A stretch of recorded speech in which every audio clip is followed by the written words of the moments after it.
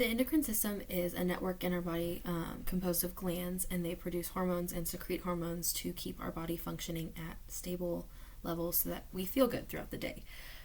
In swimming, acetylcholine is really in any lifting, just living muscle function, acetylcholine is very important because it tells our muscles when they're going to contract through a ton of different pathways, but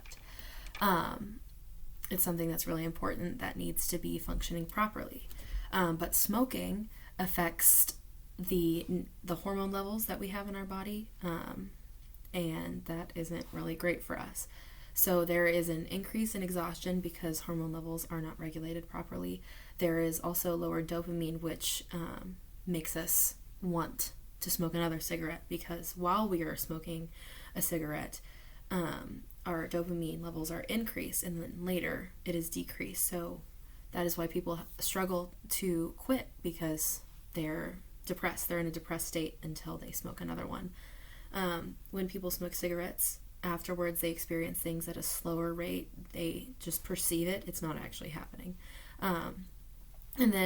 But during smoking cigarettes, their brain activity is increased, and so that makes them crave it more as well.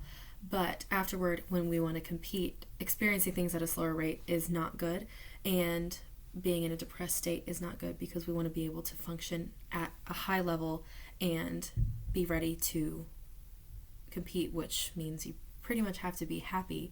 You want increased levels of dopamine, increased levels of acetylcholine and norepinephrine, which is our adrenaline.